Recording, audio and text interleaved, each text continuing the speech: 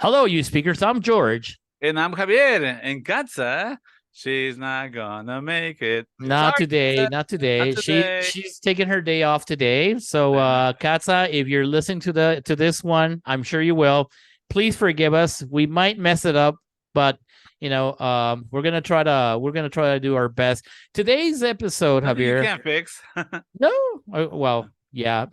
I don't know. Maybe Or this is maybe not not. fixable. Hey, guys out there, everybody. Today we have something different for all of you guys. Okay, Yeah. it's we're planning on having a chat. Here, Javier and I, to so you guys could get to know us a little bit more. And I have some questions for Javier. Javier, you're all set? All said. Listen, guys, I just want to let you know that we've been coming every week here with stuff for you guys. But I wonder if you guys wonder about us. You might have seen us on YouTube. Okay, so we know what we look like. Now we would like to share a little bit of our personal stuff with you. Not too personal, but something that you get to know us better. Right, George? Yeah, totally. Hey, Javier, did you just say probably they haven't seen us? That's why they don't follow us or something. Probably if they see us, they'll unlike us or unfollow us. I hope that's not the case. You don't just follow me for my sexy voice, right?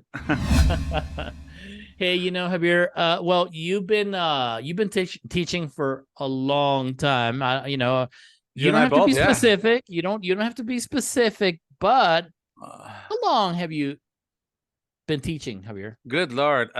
Listen, I graduated from high school back in '87, and about a year and a half later, we moved down here to Guadalajara, and I started teaching almost right away. Almost right away. Yes, and you do the math. Jesus What Christ! I about don't want you? to How do long the have you been math. teaching? I need a special calculator for that. Okay, Yeah, so it's been a long ride. Yeah. how did you okay, you're here in Guadalajara. You're you, Uh-huh. you're an English speaker. You're not a teacher yet. Yeah. How did you get started? What was that first step? That's a very interesting question, George. Listen, I always wanted to be a doctor when I was a kid. My grandmother suffered from cancer. Unfortunately, she passed away. So I wanted to help other people, not go through the same suffering. My uncle, whom I grew up with, retired and came to Guadalajara because he loved the weather, loved the Mhm. town. And I couldn't get into the University of Guadalajara because I was considered a foreigner, although I was born here. I was very disappointed, and they told me I could try next year. I had to go to Mexico City, revalidate a lot of papers. And my cousin told me that there was a school downtown back in the old days that they could help you to be a teacher, teach with them, even if you had no experience. Okay, so I said, yeah, why the hell not? Let's try it. And that was the beginning. They took me in a similar situation. I said, "Oh my God, if they took me like this, it must not be a really great school. They just took me like that." But I'll tell you about it later. All Yeah, right. at the beginning it was like, well, it's a job. Actually, I was kind of a screw up, to be honest with. I'll be perfectly honest. I was young, I was young, and I wasn't doing my classes well. I was just flirting with a lot of girls, and my supervisor, guy that I now respect a lot because he teach me a lot. He said, "Hey, shape up or shape out." And then I did the teenage thing, I'm gonna be the best teacher they ever had, and then I'm gonna quit, And then I got to be a better teacher, and then I said, "Well, this is not too bad." Hey, don't tell me. I think I know who you're talking about. Is this Yeah, this guy that used to say, move, move. You're in the way of progress. exactly. Yours. We weren't teachers. Move, We were scientists of the language. He used to say a lot. move. You're in the way of I progress, think Mr. he's retired Verdale. now. I hope he doesn't listen to this podcast. I don't know if he ever listens to it. My regards I also he gave us hell, but that's what they say. Your hardest teachers or trainers are usually your best ones. They teach you the best and the best teaching practices. So yeah, he Yeah. was really, really hard on us. And I remember, Javier, when I started my first class, because everybody out there, I also started my second school. Javier might not know this. I started in this my second school where I taught. Well, tried to teach was in that same school Javier started for his first time. But Uh-huh. this was through an invitation of a common friend, Phil Gomez. Uh-huh. And hey Phil, if you're listening to this one, hi, hello. I Hey. hope that you enjoy these memories. Okay, I hope we get anyway, to that story because I have a story about Phil. there was a well, I don't know if he would appreciate stories about Okay, him. we'll keep it no names, Phil. Okay. So anyway, we had this crash course, and that was basically it for some of us, a crash course, and it was a bunch of guys, all the same profile, English speakers, native, most of us. And I remember, some of who then later became our friends, lifelong friends. Yeah. Victor, Phil, and of course Javier Zavaleta. And yeah, it was them, right? And Right, and a lot of other names, but we don't want to mention the names yeah, yeah. Okay, well, because they're embarrassed anyway, about us. They oh, might De be La Mora. embarrassed. There was this guy, De La Mora. Okay.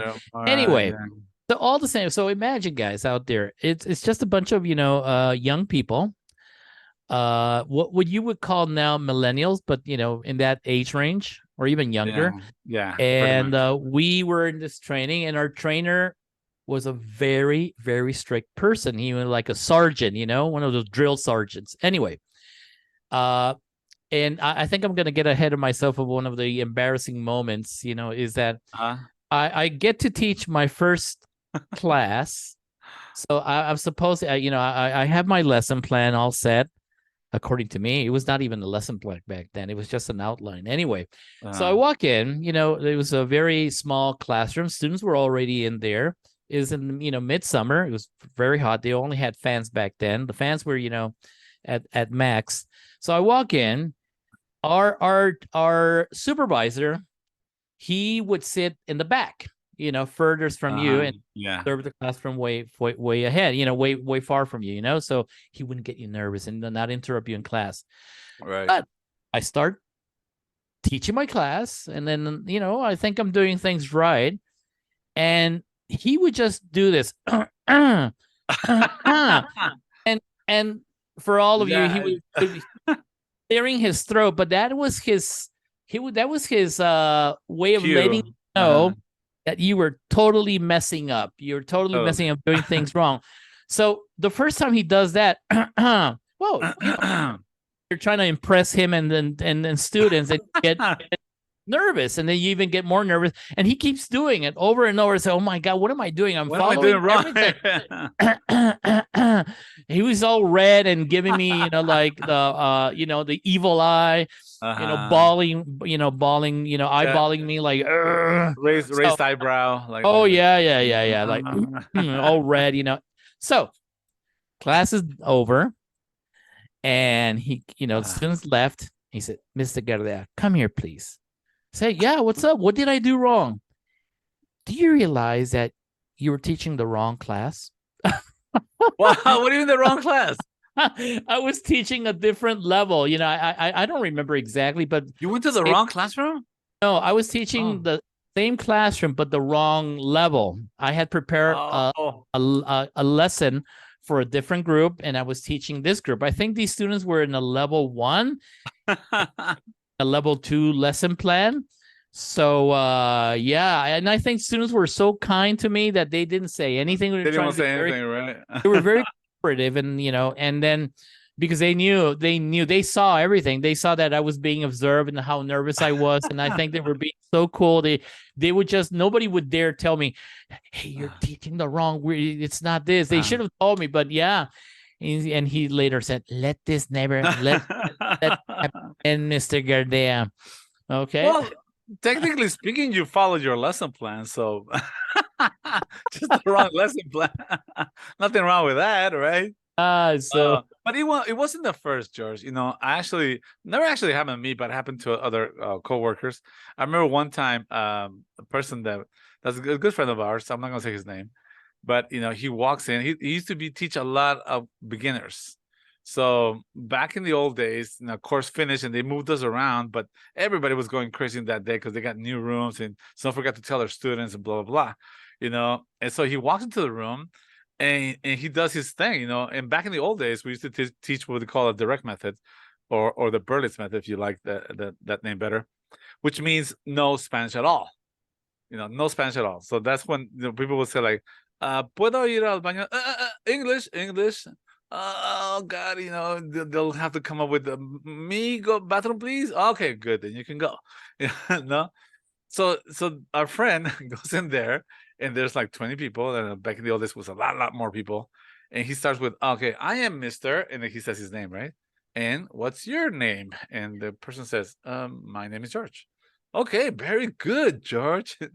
And he goes to another person, "Hi, I am Mr. So and so. What's your name?" Is, "Oh, my name is Lupita." And he's like, "Wow, these guys are very good."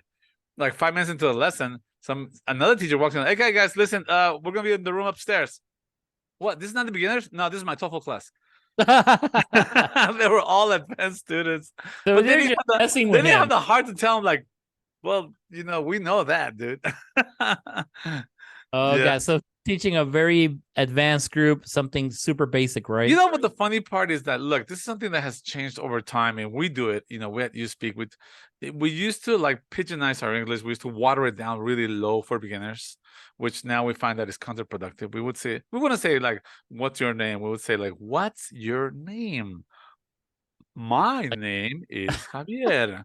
Where like are you from?" 1970s. Like you're talking to a baby, like a 3-year-old, which used to help a lot in the old days, but it was actually counterproductive in the long run because they got used to that rhythm, which is not real life. You know what I mean? Yeah. Actually, I realized that the time when I was doing it wrong, because one of my students told me, "Teacher, I'm dropping out." "Oh, what's wrong?" So and so.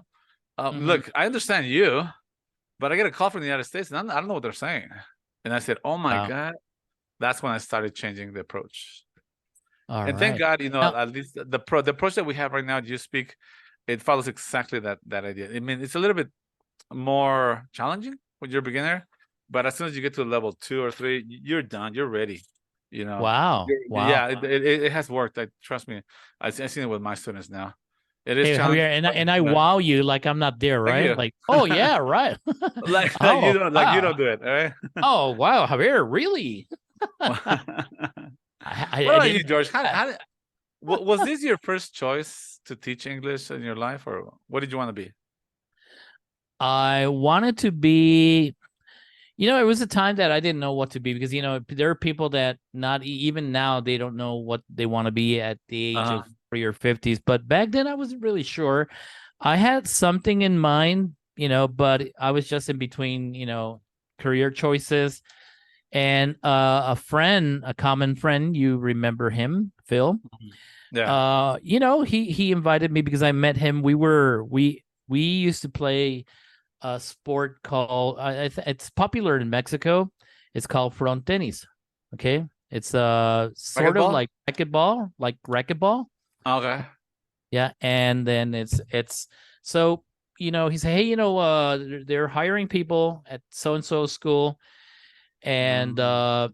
I said, well, I'm not a teacher, but he said, oh, don't. He says, I teach there, so okay, good. I went there, Uh-huh. and just like you, we were very very young, and Uh-huh. I had a 1 day training with this lady. I don't remember her name, of course, Uh-huh. it's so many years ago, Oh but yeah. yeah. I remember her. Yeah. Forgot her name, but I remember her. Yeah.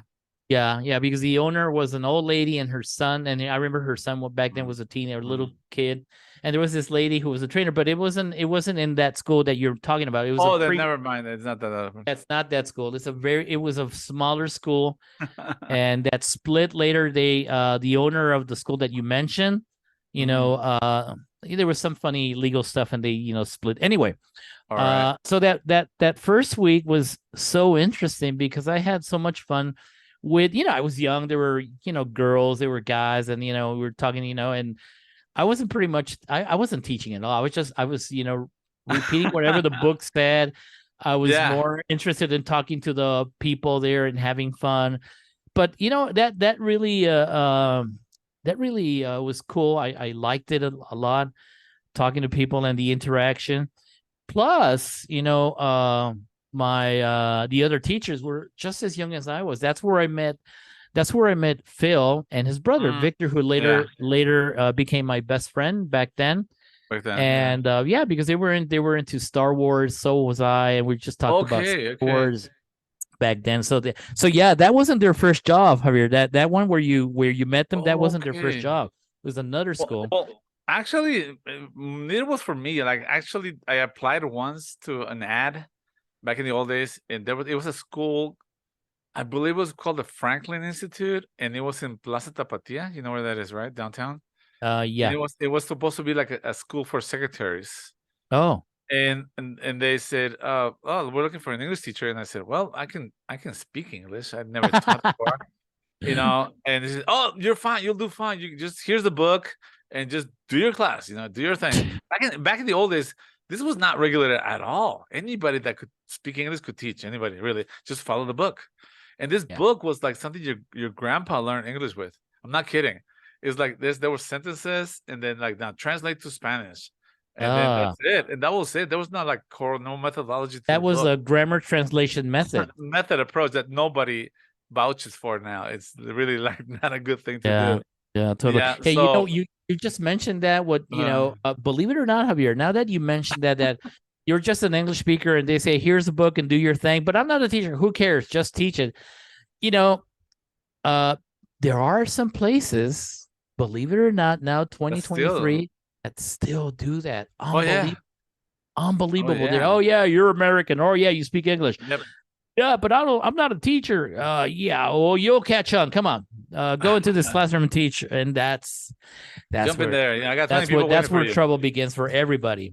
The drawback to that I totally agree with you. The hard part about that is that they will not reach the level that they desire, and they will get frustrated, drop out, and go to another school, and eventually we'll get them at our school, and we gotta, like, fix them. You know what I mean? Because they already have really bad learning habits. They have bad pronunciation habits, and recently we get that a lot, guys. So be careful Yeah. who you choose as your teacher.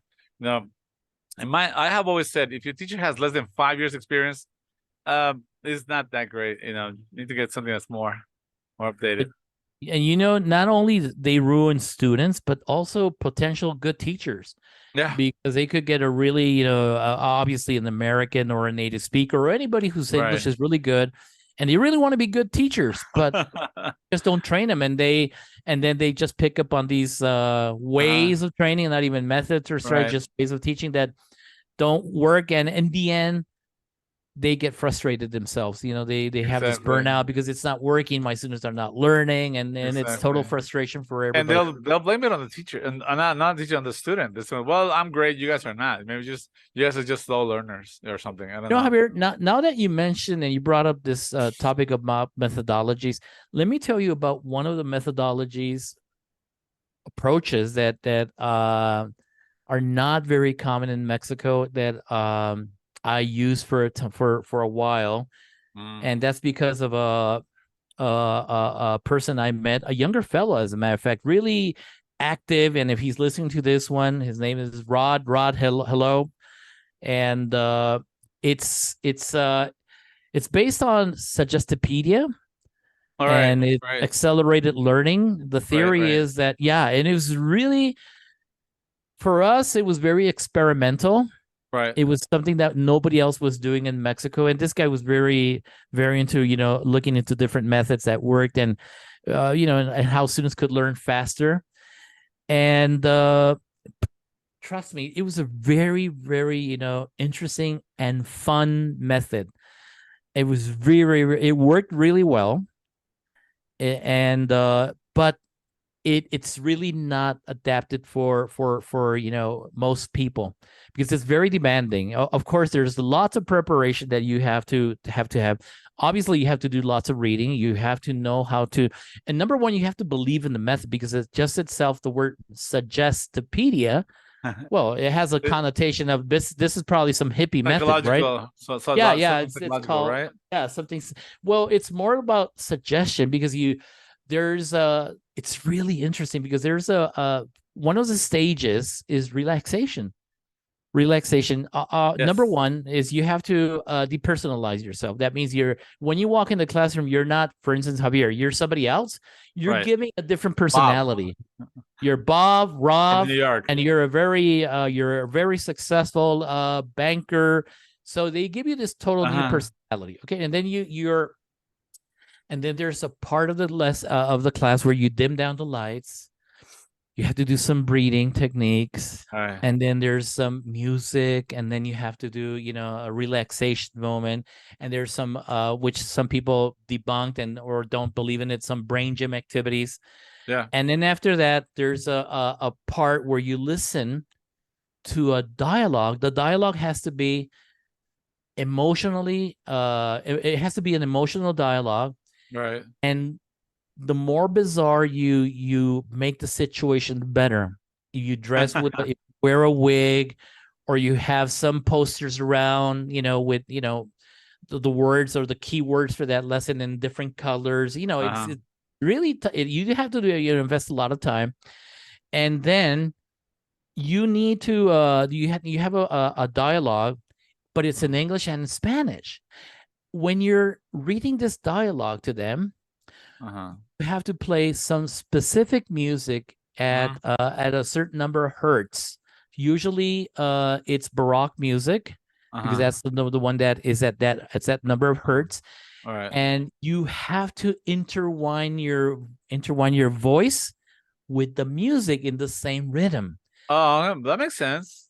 Yeah, when way. you Yeah. For example, if you say a sentence in English, part of the dialogue, and then suddenly he opened the door, and then you whisper that same sentence but in Spanish. Y de repente, luego abrió la puerta. And that's how the whole dialogue, starts. That's how so that. Funny. Yeah. You guys might be surprised, audience, but George and I had actually tried this method on a group of students at the beginning of our endeavor here at Uspk. And here's the catch, like I've always said, you can be a vanguard, but you can't be too a vanguard, because if you remember, George, we used to do our own material, PowerPoints, no book, no pages, no units, no tests. So we were grabbing great results, ironically, because students would be there every single time, because they didn't know what was going to happen tomorrow. There was no book.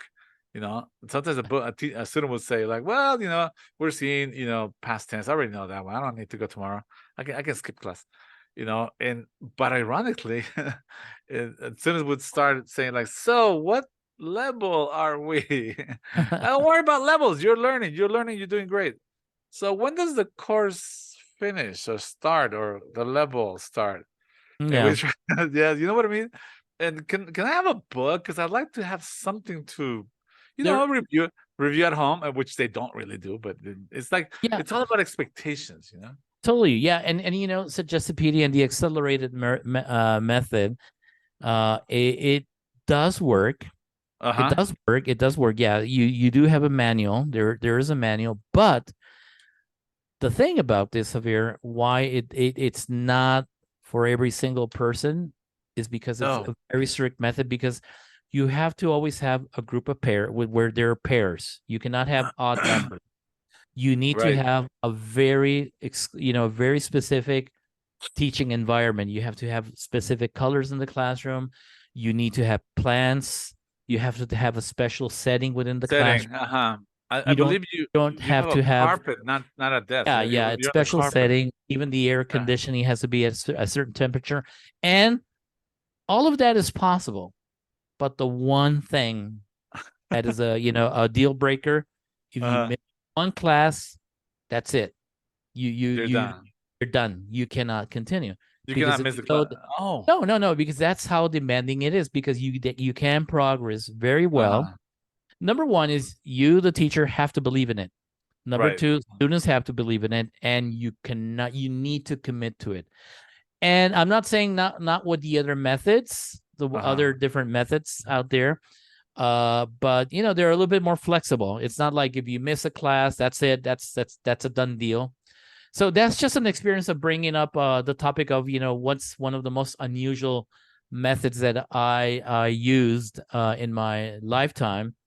But Javier, they say now that it's not about, there's not one method that works for everybody. Now it's that you have to choose strategies from different methods and integrate them into a plan, because not every single classroom, and you agree with me, right, Javier, Oh, that totally. not one single class, even if it's a level 1, you need to be a really good teacher. So you need to know what strategies to use with that specific group. You can have a level 1 in the morning, a group in level 1, and you can have another level 1 in the afternoon. Same book, same method. I'm going to put that, like method, but you need to be very observant and sensitive in if that strategy that you're using with that group in the morning probably will not work with the ones in the afternoon. Why? Because people are different. And then you have to be, experienced enough and knowledgeable enough to say, okay, this is not working. I'm going to shift this strategy into a different strategy, but so the outcome is still the same. Don't you agree? You know what the analogy for me would be? Probably if you say, I don't know, judo is the best martial art, and somebody might say, no, boxing is the best martial art. And for me, the best martial art is MMA. When you mix all of those martial arts together, and that makes you a really great fighter. And even then, you have to, the people that I've seen do great in MMA are the ones that do some kind of trick that's different. Maybe they're southpaws, or they're not right-handed, they're actually left-handed. Yeah. Or the way they jump, it's got to do with not only the methodology of the class, but the style of the teacher, the willingness of the teacher to learn, to do new things, to try new things. And then, like you said, the sensitivity of the teacher to say, well, this is not working. That's why they have rounds in the MMA, because you can stop and say, okay, look, this round is not working. You got to try, like, go more to the left and go for the legs, or, try to do more totally. tapping. You have for to, everybody out, out there, Javier, just a little pause right here. We're all not experts in sport. Javier, by the way, everybody is like a very a connoisseur in everything that has to do with martial arts. Thank and you. Javier, what is MMA? Mixed martial arts, or also known as the UFC. And what is UFC, Javier? Ultimate Fighting Championship is the company. Yeah. Okay. So I'm even learning something today. I'm not such a fan of martial arts. Mixed martial arts is when they mix about 8 martial arts together, which could be anywhere from a jiu-jitsu, judo for grappling, and most of the time is Muay Thai, Taekwondo, or boxing for striking. So awesome. Combine all of those, then you make a great fighter. Also you have different levels of fighters, but as in the same way as teachers, you have teachers that are very good with kids, and teachers that are very good in higher levels, and teachers that are just very sensitive to other people's needs, especially at lower levels. Awesome. Here's the one that which one do you hate? I'll tell you which one I hate. When a teacher is like married to the method. So they say, look, there's no Spanish in my classroom right now, and they're like, quiero decir, no. So I'll give you a good example. I'm gonna use his name because he told me this story. Okay, so it's a good friend of ours. His last name is Avila. Okay, so he walks into a classroom. How subtle. You know him. Okay, I know him. Everyone knows. So there's so many Avilas out there, right? If you listen to us, well, he told me the story, so I guess I'm entitled. Look, if he calls to threaten us, I'll just point my finger. I'll say it's Javier. No, he's doing good. He's actually retired by now. I saw him on social media a couple of months ago. Okay, so he walks into a classroom. He's teaching beginners, right? And he says, "Good morning," and everybody says, catches on to the idea. And he says, "My name is Mr. Avila, and you?" And then you say, "My name is George." Very good. And then he goes, "My name is Mr. Avila, and you?" "Oh, my name is Lupita." Very good. And he goes to a third person and goes, "My name is Mr. Avila." And the other guy says, "My name is Mr. Avila." He says, No, wait. You don't understand. Hey. Okay. So he does it again, right? He says, "My name is Mr. Avila." And then the other guys. And so the technique says that use Spanish as a last resource. Okay. So he tells the guy, "Le quiero decir que yo me llamo Mr. Avila." And the student says, "Yo le quiero decir que yo también me llamo Mr. Avila." He had the same last names, So, but he already went through. I think I saw a bit like that on the movie, right? Hey, what's your name? Who? You? You, Who? I You. am you. You, I am. No, Hey, you. Javier. So, Yeah. a question here. Okay. What is one of the, your most satisfying moments in your teaching career? Oh, wow. Listen, I love how, particularly now, we get people that have not learned in other places with other teachers, but do learn with us. And that's very satisfying to see someone that says, I really could use English because I really want to get ahead in life. I could have been a coordinator now. I could have been CEO, but I don't have the English, Javier. You know, and I could have been up there by now. But they say, we can't make you, regional manager if you don't have the English. And then they do get it, and then their life changes completely, and that's very satisfying. It helps me to have being given the opportunity to help someone else improve their life is extremely satisfying in terms of as a language teacher. In Javier, terms of one of the moments that I remember, there's so many because we've taught so many students and oh yeah, many, success stories. right. And there's so many. I can't pinpoint one of them, but out right now, but I'll mention just some examples. Just before the pandemic, we had, I had a student. It's a group in the morning we had, Right. and he was a teenager. He was the most introvert person I'd ever met. He was all dressed in black always. He wore a hoodie. He sat, away from the rest of the people, it's class. And I said, I don't know what I'm gonna do with this guy because he wouldn't even speak Spanish. He would say, "Hola, ¿qué tal? ¿Cómo estás?" And hola. Okay, wow. Well, Do I know him? Was to that make the a guy that? yeah, I think you do. So to make a long story short, okay, our episode is almost done here. But to make a long story short, is that I was so happy that mid course, he was one of the best in the classroom. And not only that, he was giving presentations. His English improved a lot. But you know what? More than that, it's that his personality totally transitioned from being a total introvert, and he gained confidence, and there was a lot of self-confidence in him, you could tell. And he even started dressing differently. He didn't only wear black, but he started wearing, different colors, like a teenager, normal Yeah. teenager. And that was very, satisfying. So wow, another very, very, very good. Another one, and you were her teacher, Javier, and she was my student as well, and it's part of our school. And Andy, one of her dreams was Oh to yeah. Canada. To go to And Canada. And she was a very good student. You gotta admit that she was there all the time, taking so many it was classes, amazing because and we she met made her Andy dream. at a lower level. Yeah. Yeah, and We met Andy at a lower level. Yeah. she made her dream come true. Now she's living a happy life. I hope. Yeah, I think so because I see her on Instagram, and she have a really nice life in Canada, and that's what really it pays off, right? When you see these people, all our students, like making this progress in their lives, and they say, wow, I didn't do it because it's basically what they do. They invest the time, but we do a little bit. We were portion of that success in their life. So that's it. You say, wow. So I think that's one of the advantages about being a teacher. Many people say, "Oh, you guys don't do anything, or you just guys sit. Just You have follow the long book, vacation. right? Yeah. Yeah, That's what follow you the see. book. You guys only have long vacations, and you get paid even though it's You get Christmas vacation. off. Yeah. Yeah. You guys out there, you just see the tip of the iceberg. There's so Right. much behind the scenes going on because there's so much lesson planning going on. We have to keep studying. We have to keep training, Updated. looking into different methods and strategies, and marking exams, checking homework. We even have to coach students, and which we love. It's something that we're passionate about.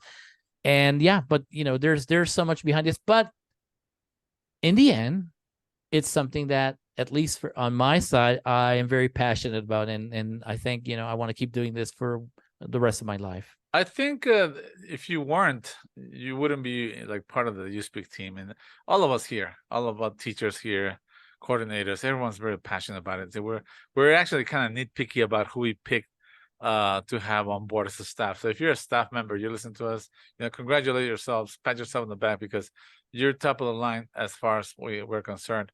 Now, I don't want to like diminish Andy's work. I was her teacher during the IELTS preparation for her test, because you have to pass an IELTS test if you want to go like legally to Canada and work or study.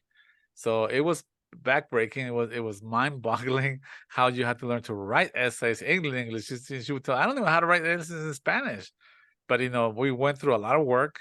She finally passed it, and now she's happily living. Awesome. She wanted to live, but we won't lie Fantastic. to you. There is No. no easy way. There's no easy way. I mean, and I hate when people say like, yeah, you're gonna learn English in 3 months. Not what you want. You might learn something very basic in 3 months, but not enough like to move to Canada. Okay. Right. Well, Javier, it's that time. We got to say goodbye to our audience out there. Thank you, everybody, for listening to this podcast. We will have another, there's so many things we want to share with you, but we don't want to give it all away in just one podcast. So thank you of our audience out there, and remember to subscribe to our channel. If you like this podcast, please share it with all your friends. You should also check out our YouTube channel, where you can actually see us and get this podcast version. Of course, you are more than welcome to comment on our videos. You can also visit our website at www.uspk.com.mx, where you'll find articles about English practice and learning. Please consider throwing in a comment there. If you like it, I'll say it again, and share this. If you help us share our podcast with everybody out there, that would be a great help, and we would appreciate it. And also follow us on our social media. We're everywhere as at USPK English, except for X, which was Twitter and Threads. Okay, well, we'll be there soon. Okay, and remember, perfect practice makes perfect. All right, guys. Until next time. Thank you very much. See you then.